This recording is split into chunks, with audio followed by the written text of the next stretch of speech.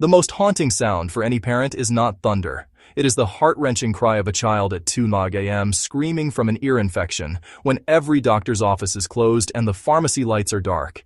In the last 50 years, we have traded autonomy for the convenience of antibiotics. We have been trained to outsource our health. But what happens when that convenience vanishes? What happens when the shelves are empty? Your great-grandmother never worried about that. She had a secret weapon, a golden oil sitting on her windowsill, absorbing the sun. It was powerful, it was natural, and it was free. It lies hidden within the common weed, growing in the cracks of your driveway right now. But be careful. There is a microscopic trap hidden on those soft, velvety leaves. A single mistake in how you prepare this plant can turn a life-saving remedy into a nightmare of irritation. Today, I am going to hand that power back to you. I will show you how to decode this plant safely and why the government calls it an invasive weed, while history calls it a miracle. By the end of this video, you will understand why Roman legions trusted this plant more than any torch during their darkest marches, and why cowboys in the Wild West considered it essential survival gear for their most urgent needs. You will grasp the biological mechanism behind that soft fuzz, how specific compounds called saponins act as a natural soap to scrub your lungs clean of modern pollution. More importantly, you will master the double filtration technique required to remove those microscopic needles from your tea, a critical safety step that 90% of beginners get wrong. I will also teach you how to distinguish it from its deadly twin, the foxglove, with just a single touch of your finger. And finally, you will possess the secret of the immortal seed, a plant that can sleep dormant in the soil for 100 years, requiring no water and no care, just waiting for the moment you need it most. I am the ancient gardener, and I will prove all of this to you in the next 12 minutes. Let us travel back in time to the 1st century. The Roman Empire is at the height of its power. When legions marched into the dense, terrifying forests of Germania, they did not carry oil lamps. They carried verbascum. Soldiers would take the tall, dried stalks of this plant, dip them in animal tallow, and set them ablaze. The flame burned slow, steady, and refused to die in the wind. For centuries, it was known as Candelaria, the torch of the night. At that same moment in history, Dioscorides, the greatest field medic of the Greek army, was not concerned with light. He was concerned with breath. In his text, De Materia Medica, he recorded that the roots and leaves were the primary remedy for old coughs, what we today might call chronic bronchitis. But ink on a page is one thing, survival is another. To see this plant truly tested, we must jump forward nearly 2,000 years, to the most desperate place on Earth. The year is 1849, California. The gold rush is turning healthy men into walking corpses. Inside the dark, suffocating mine shafts, silicosis, dust lung, was a suspended death sentence. The miners called this plant the miner's candle. They found it growing wild right at the mouth of the mine. They used the stalks to light their way into the earth, and when the coughing fits began, they used the leaves to brew a tea to clear the dust. For the miner, mullein was both his light and his life support. And here is the greatest paradox. Mullein is an immigrant from Europe.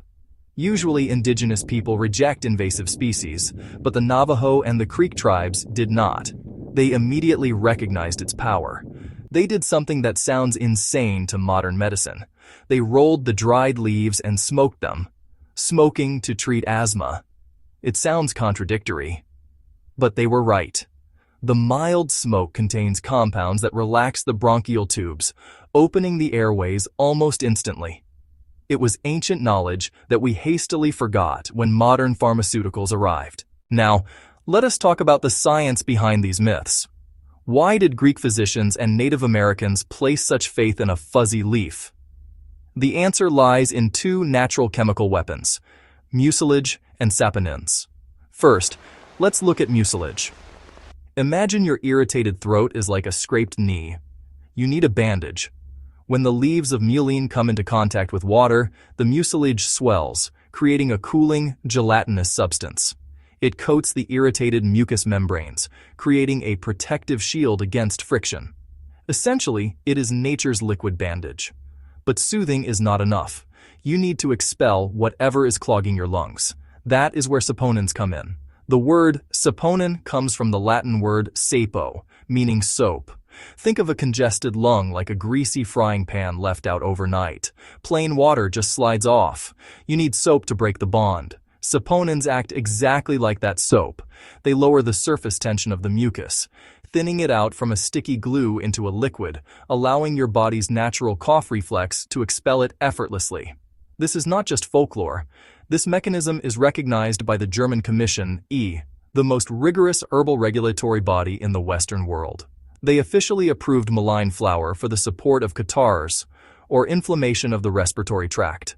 Unlike chemical cough suppressants that put you to sleep and trap the phlegm inside, mullein works with your body to clean the house, without sedating your nervous system. But all this science is useless if you harvest the wrong plant. This is the most critical part of the video. The difference between a healing tea and a trip to the emergency room lies in your power of observation. Common mullein is a biennial plant. That means it has a 2-year life cycle. In its first year, it is a master of camouflage. It appears only as a basal rosette, a low cluster of leaves spreading out like a green star on the ground. Reach out and touch the leaf. This is your absolute identification key. The leaves are large, oval, and covered in a thick, dense coat of silver-gray hairs. The sensation is incredibly soft, velvety, like the ear of a rabbit. This fuzz isn't just for looks. It helps the plant retain water and deters insects.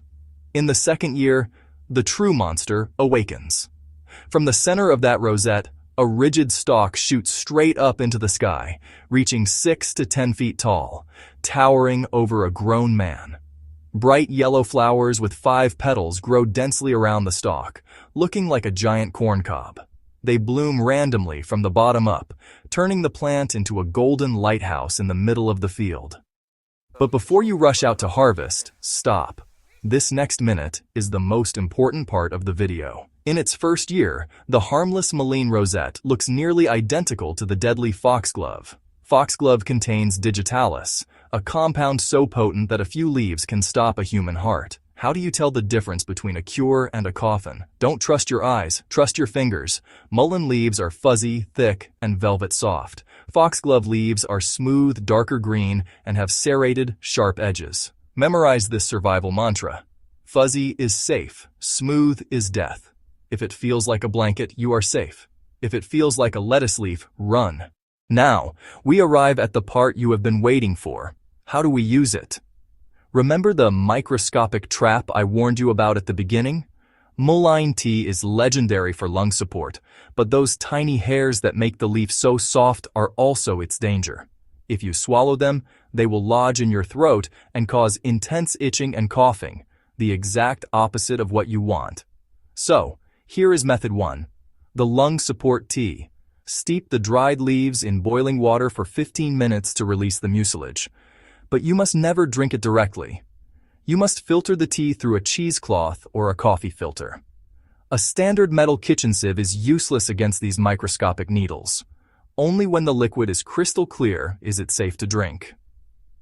Method 2. The cowboy insulation.